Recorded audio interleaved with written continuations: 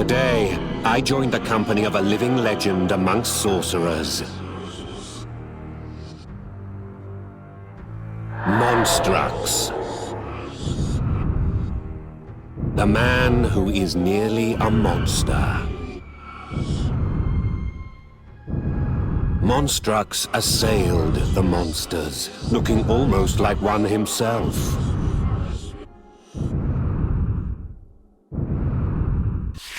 It is said that Monstrux has sacrificed more than 1,000 monsters.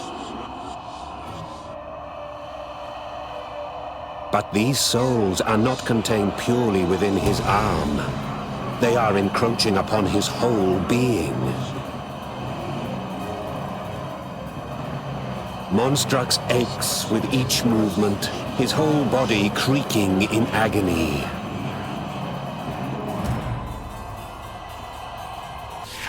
But this has not kept him from the hunt. I rushed to his side, explaining that I would help.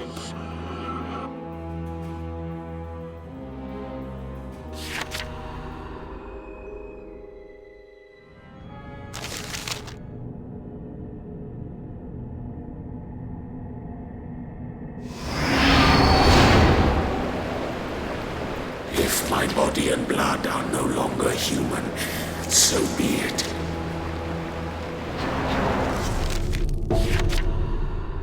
We had won the battle, but Monstrux was drained. He paid a great price. Every minute movement sent spears of pain through him. He truly is a man who is nearly a monster. He could cross over the edge at any moment. He was a legend, but a lonely legend. People feared him.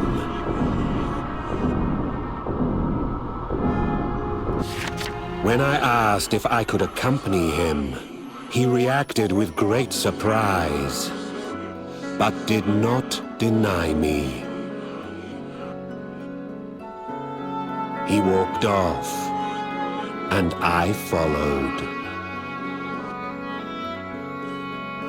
I attempted to persuade him, to make him stop for good.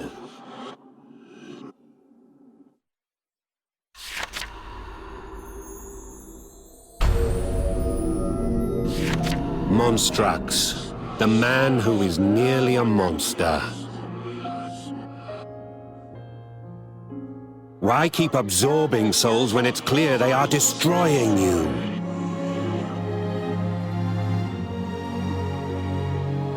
I must kill my beloved. Monstrux once had a lover. Her name was Amatria.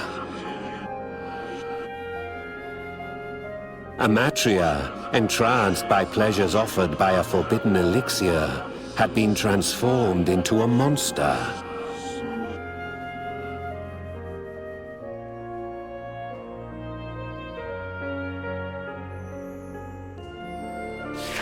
She was the love of his life, and now he wishes to put her to rest. Monstrux cut his story short. He looked ahead towards the void.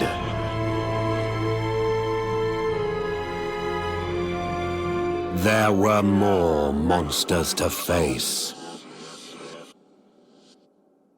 He does not know what form Amatria takes.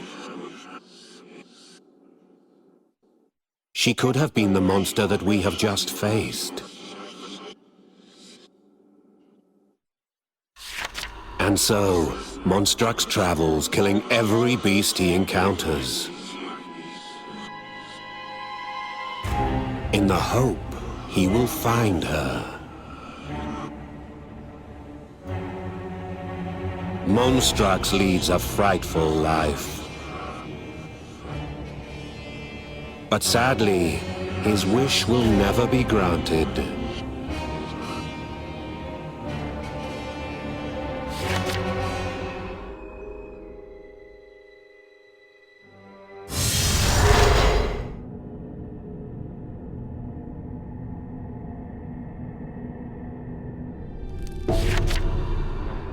It seems that this monster, too, was not Amatria.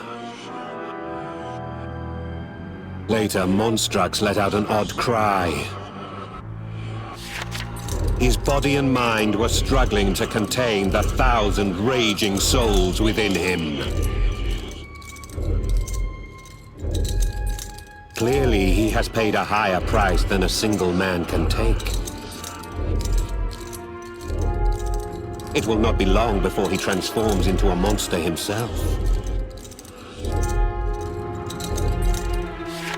He's near his limit. But he did not heed my repeated cautions. I will not end this. I will not change until I find Amatria. His resolve is a stone wall. No words reach his ears.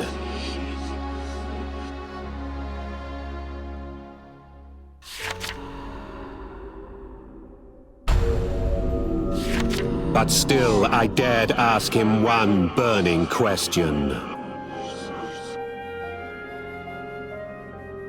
Why not save Amatria rather than sacrifice her? If his lover had become a monster, wouldn't the natural choice be to restore her humanity? So he should save the monsters. That would at least give him the chance of a favorable outcome.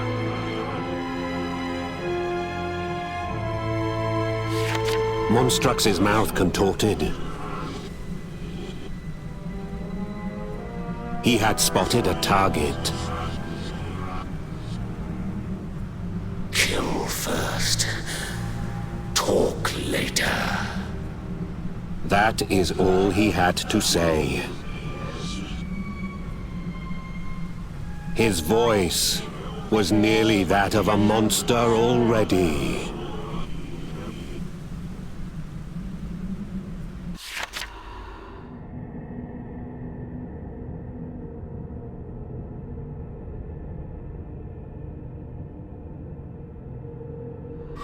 Alas, the monster was not Amatria. Monstrux lay himself down and spoke. He once wished to save Amatria. But that was a long time ago. In fact, once he returned Amatria to her human state. But she was never to rise again. He had restored her form, still he could not restore her heart. She transformed into a monster again and ran off.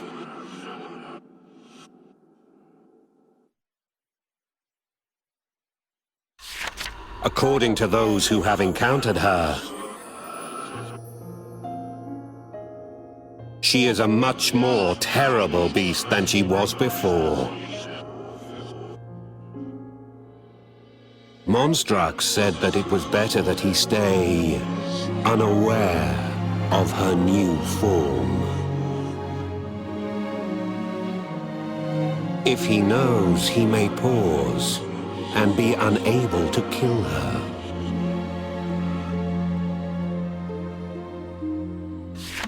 I felt pity for his story.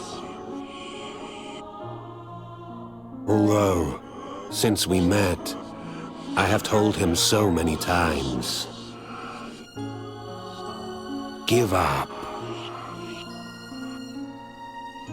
Monstrux will never kill Amatria. Not ever.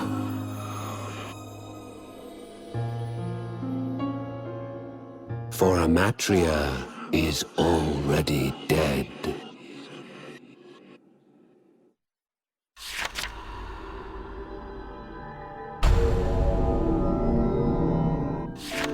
I know this for certain. Why? Because I killed her myself. She was a monster that I slayed months ago by pure chance. She had muttered a man's name with her last breath. And now, Monstrux stood before me. He struggled to speak and told me more. He said it was his own fault Amatria had turned into a monster. I'd used the forbidden drug long before she ever touched it. But the effect on her was more pronounced, and soon she could not live without it. Which is exactly what I wanted. Only I could provide her with it. If she needed the drug, she now needed me. That is how I made her mine. A terrible monster resides deep within my heart. Long before I was transformed into this.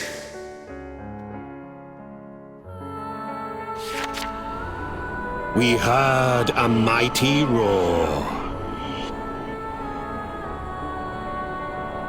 Monstrux leapt up and pursued the sound. Monstrux is not fighting for Amatria any longer. He seeks a rest for his weary bones.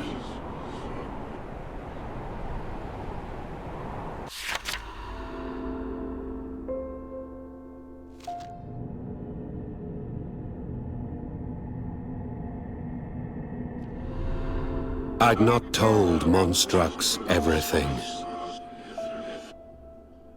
When I killed the monster that had been Amatria, she said one thing. I never hated you. Her last words were for him. Words with great weight and profound intention. In her final moments, she had forgiven him. I told this to Monstrux. He let out a faint sob. He realized long ago that this could happen.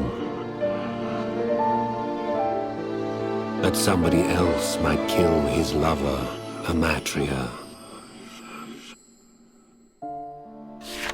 But that did not stop him. It was a road fraught with agony, but only the moments of pain offered respite from his guilt. Paying this great price and bearing the pain in his body was a way of making amends. Monstrux does not fight others. He fights himself. In this battle with himself, Monstrux chooses the most difficult path. Until I can destroy the monster within me. The man who is nearly a monster. Monstrux still sacrifices monsters, as if he were sacrificing himself.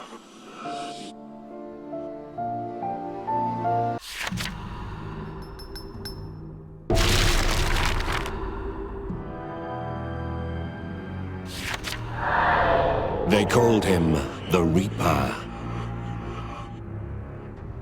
He hid under a mask.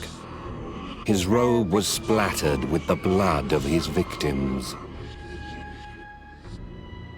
The Reaper fought with regard for only one thing: victory. And he would sacrifice his own allies in order to attain it.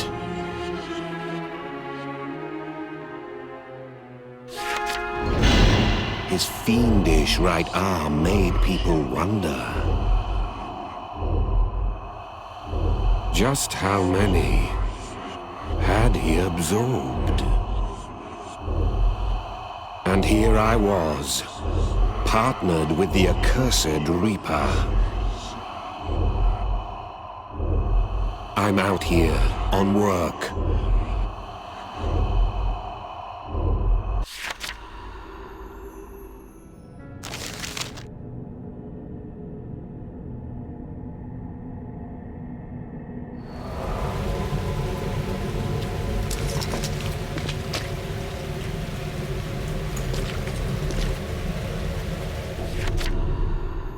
The Reaper, satisfied with the catch, led us to our lodgings.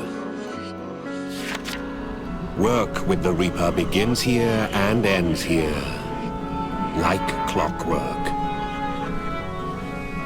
At night, he goes off alone. One time, I went to the tavern. I was greeted by a man and a woman. Skeleton and Sponsara. Sponsara spoke first, leaning forward in anticipation. Anything new? They had already hired me. Uncover the identity of the Reaper. That was their request.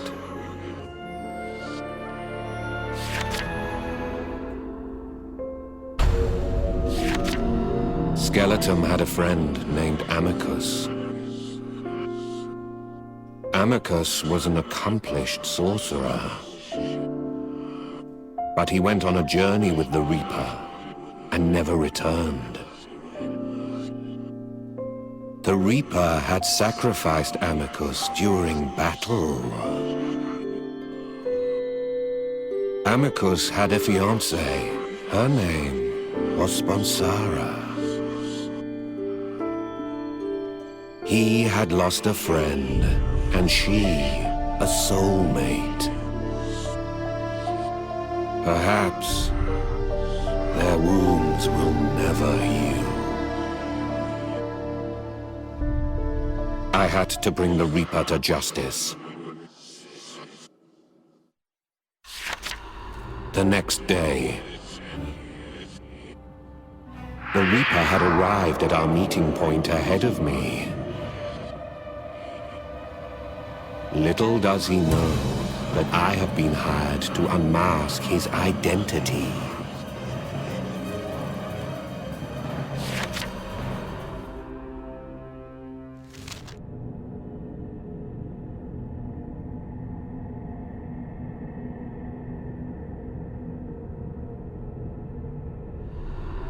The sun set, and we returned to our base town. We parted ways as was normal, except I stayed on his tail. I had tried to follow him before, but he always seems to slip away. Tonight was no exception. One moment he was in clear view, the next moment, gone.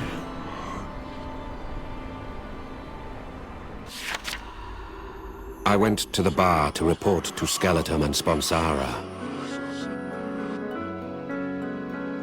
Sponsara was clearly disheartened the moment she realized that I had nothing new to tell them. Skeleton did his best to calm Sponsara as she became emotional. Every word, every gesture showed how much he cared.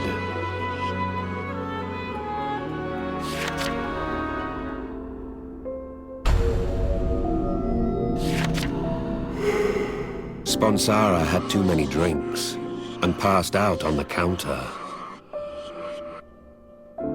Skeleton, who normally spoke little, suddenly opened up.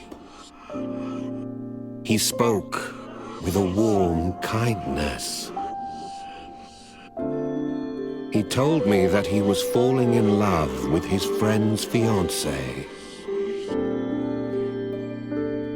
and that Sponsara had shown a mutual fondness. In fact, they had made the promise that they would live together. Once they exacted revenge. The next day came. The Reaper stood waiting at our usual spot. The monsters we would face on this day were fiercer than ever before. I knew that today I might be the sacrifice. Just as Amicus was long ago.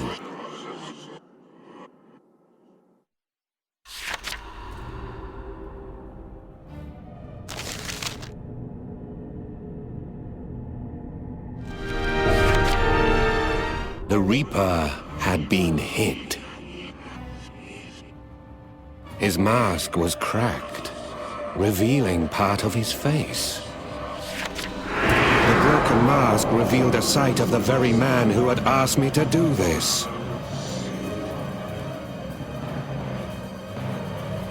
Let me explain. Skeleton spoke matter-of-factly. He admitted he was the Reaper. He had led a life of bloodshed and murder. But that everything changed the moment he absorbed a certain man. Amicus. But Amicus was unique. His passion outlived his own life. This passion flowed through the Reaper's right arm and took root in his mind. It was overpowering.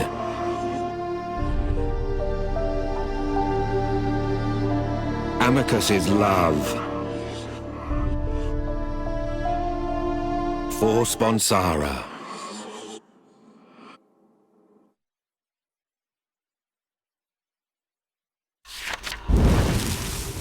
He concealed the fact he was the Reaper, approaching Sponsara under his real name, Skeleton.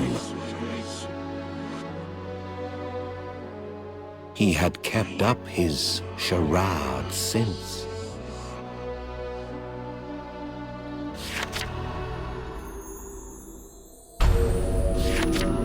How devastated would Sponsara be if she ever knew the truth?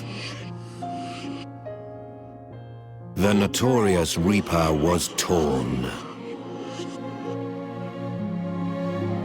With her fiancé murdered, Skeleton had become her emotional rock. Whatever affection she showed towards Skeleton caused him guilt. The guilt was weighing on him. If he, the Reaper, were to die, then Sponsara's wish for revenge would be fulfilled. But at the same time, she would lose someone dear.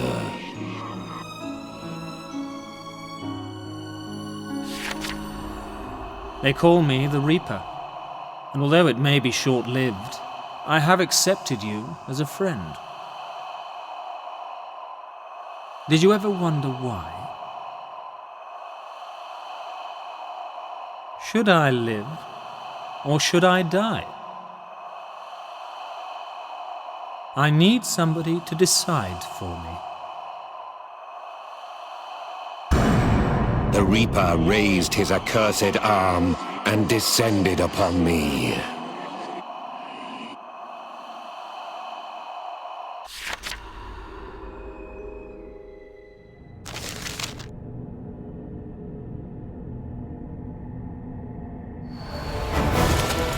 My life hangs in the balance, and you shall decide my fate. Kill me. That was what he really wanted.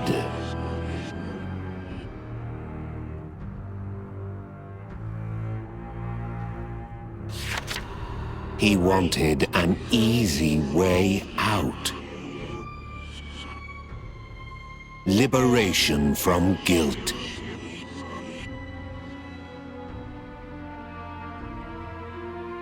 I told him how I felt.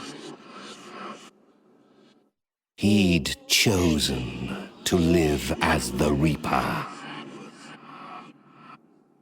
Now, he must reap what he had sown.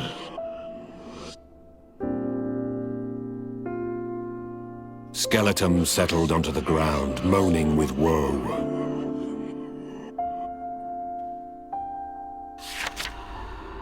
I have not seen the Reaper since. But after some time, I received a letter from Skeleton. But it was tinged with grief. The sacred chalice has the power to grant a wish.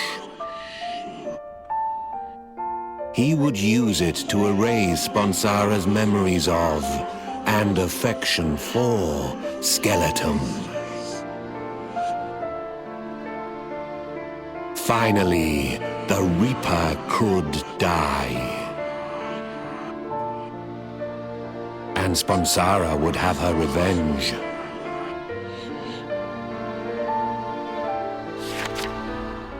It was a grievous conclusion. Perhaps it was a self-inflicted punishment. The Reaper would return to battle in search of the sacred chalice, to avenge Sponsara without harming her. A final gesture to the one he loved.